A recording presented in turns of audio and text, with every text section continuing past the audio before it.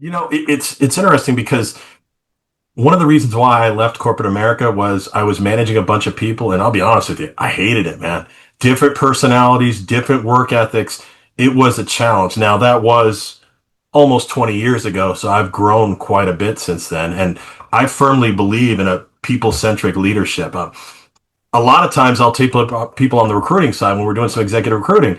They'll mention a company. I'm like, oh, that's a great company to work for, or no, you don't want to go there. And a lot of it has to do with the leadership styles that are built in place and the culture of the organization. If you have more people centric, and let's be honest too, we're all just a number, and you need to, as a leader, show people that you're not just a number, that you mean something to the company and that you're valued here. Because I mean that's not going to be every person on your team. I realize that, but your key personnel need to know you need to stay here because I'm going to take care of you. I'll give you a side note, an anecdote.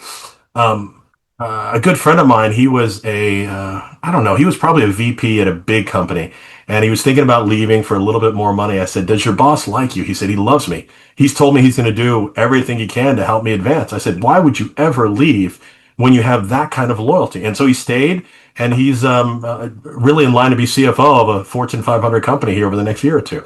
So it's all about those relationships and making people feel like they matter.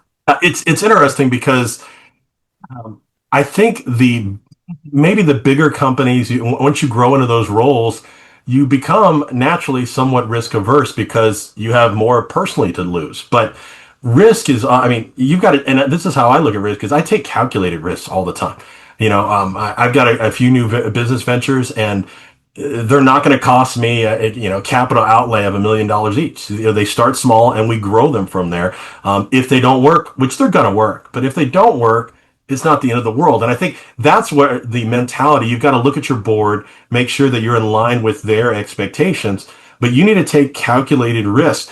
If you don't, you're going to be like Blockbuster. You're going to be like the newspaper industry. There's so many industries that have failed over the last 20 to 30 years, where if they would have just done X or Y and taken a risk, they'd still be around. But instead, they're no longer existing.